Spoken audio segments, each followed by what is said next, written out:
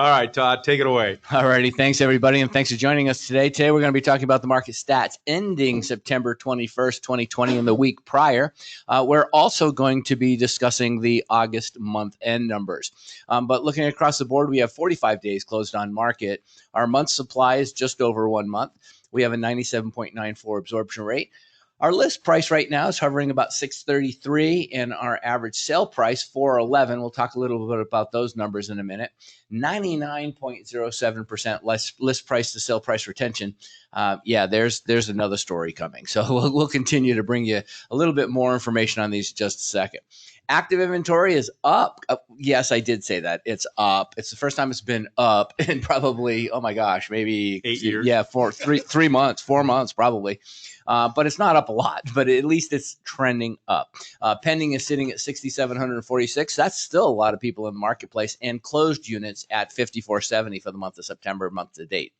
Looking at new listings, we took 1,488 listings this week. Yes, that was down 19%. Remember, we're in the end of the third, beginning of the fourth quarter. Everybody, the summer season is over. People are, well, I used to say back to school. Kids are back to school, but they're just back to school at home. And so the buying season is pretty much for the summer market is over. So again, it's very stereotypical to see a reduction in the amount of new listings taken this time each year. Average days on market sitting at about 116. That was way down from about 146 when we started this in September or in January, the COVID. Looking at days on market closed, properly staged homes in the right location, the right price, moving at 45 days on market. Taking a look at the price ranges, our price range is under $500,000. Normally, this represents about 72% of the entire MLS. During COVID, it's been shrinking and shrinking. We're down to now 65%, just under 66%. That means that 66% of the entire MLS inventory is under $500,000, and normally it's 72%. So there's the biggest shrinkage in the inventory is right under $500,000. You can also look by price range. Of course, that's the benefit of this. How many properties are available in each of those categories? What percentage of the MLS it makes up? Taking a look at the $500,000 to $1 million market, that's now at 22%. It's always been somewhere between 20 and 21. So again, that hasn't changed dramatically, but that also hasn't decreased. So the $500 to $1 million market is an exceptionally strong market. We take a look at the $1 million and up. This has gone down from about 186 days on market to 123 days on market, and primarily the reasoning for that has been what we've been reporting each week, which has been that that 1.2 to 1.5 million dollar market is sitting at about a 90-day supply. So taking a look at inventory across the board and looking at our week-over-week comparison, the gray box in the center again represents the last year, same week. So what happened last year this week? So we have our this week, our last week, and then again last year.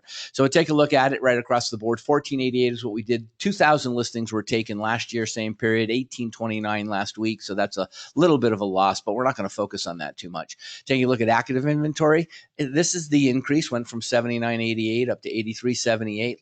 Last year we had 14,000 properties. Our single family detached right now is sitting, that's really where it was. It went up about 5%, was sitting at 6,292. New homes continue to decline, and what I mean by that here is those that were listed in the MLS, the brand new homes, and those are mostly inventory homes, things of that nature. That's been continuing to decline from about 1,800 to just over 1,000 properties.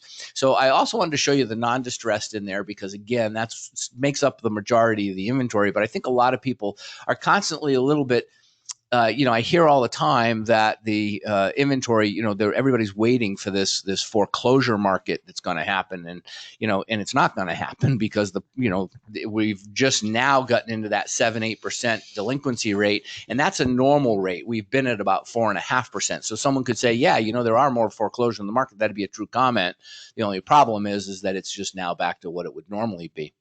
So looking at pending units, we've got 6,746 average pending people in escrow right now. Last year, we were only at 5,000. So again, we're eating up the inventory 12, 13% faster, than we did last year. There's more people in the marketplace. And so that's a good sign for everybody out there. Amidst COVID, we have more people in the marketplace than we did last year.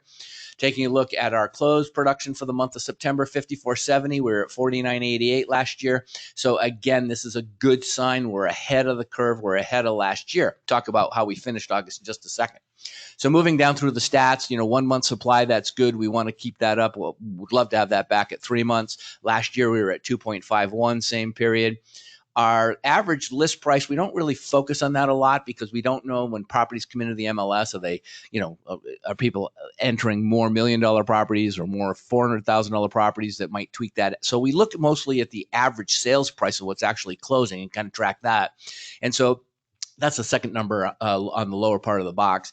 411,000 is where we're at this week. We're at 416 last week. And again, that's good to see. So when you're trying to explain this to your customers, the goal here is by saying to them that, no, we're not in a market that the prices are going up ridiculously, because they're not, and they are ebb and flowing. So that's just a really good sign. Taking a look at the list price to sale price retention at 99, it was 102, which means people were paying more than the list price last week. But again, it's nice to see this come down a little bit, because we don't want that to be over 100, because then we are actually putting ourselves in a situation where inventory and the lack thereof is causing an increase in sales price. And that's not happening right this particular minute. So taking a look at the inventory last month, for the month of August, if you look in the center, it's highlighted in red. We ended up with taking 10,800 new listings. Last year, we only took 98. That year, right? Listen to this. Last month, not last year. No, I apologize. Last year, we took a total of 9823. This year, we took 10,800 last month. So we were stronger in new listings last month than we were last year, not in COVID. Taking a look at the inventory ebb and flowing, we can't catch up, not with only 2,400 properties being added on a regular basis, per week. But we're sitting at 12,036. That's just a little bit less than it was last month, but significantly about 12% less than it was last year. Last year, same period. Inventory, as far as pending is concerned, we're sitting with 7,000. We finished the month with 7,000 average people in escrow at any one time. Again, super strong, but we were at 8662 last year. So these ebb and flow, and they're seasonal. So we have to pay attention to what month it is and what month did that occur.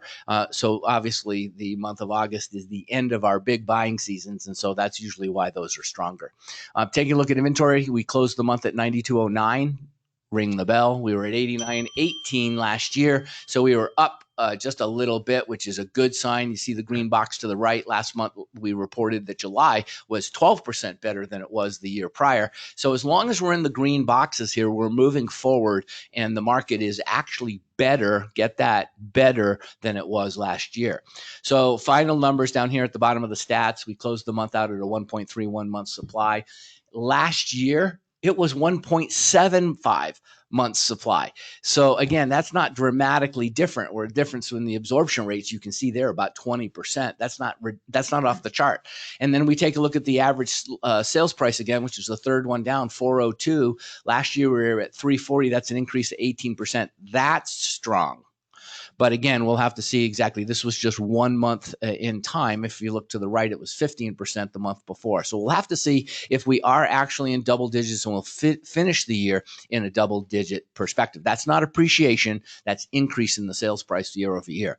And then down at the bottom, we're averaging 49 days on market. That's not too bad. We want to be around 70. We're at 61 last year. And then finally, with our list price to sale price retention, we're at 98.8.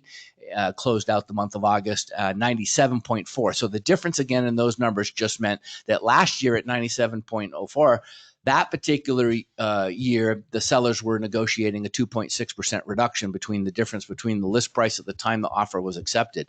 So this year it's only 1% higher. So that's not bad. That is not ridiculous. If this was 102, 110, 115, I'd say, hey, Mike, we got a problem. But the reality is we don't. And so that's pretty much where we're at for the month. Different ways you can get a hold of us. Of course, you can find us on Alexa Flash Briefings. Go to West USA Realty Market Analysis. We're on Instagram, Apple Podcasts, Google Play, Spotify. I don't know, pick your place. We're probably there. Look down here at the Monday webinars. The nice thing here is you can actually go and see the actual slide presentation with the narration if you go to youtube.com/West USA Realty. But thanks so much for joining us. All right. Appreciate it, Todd. As always, interesting numbers. And moving right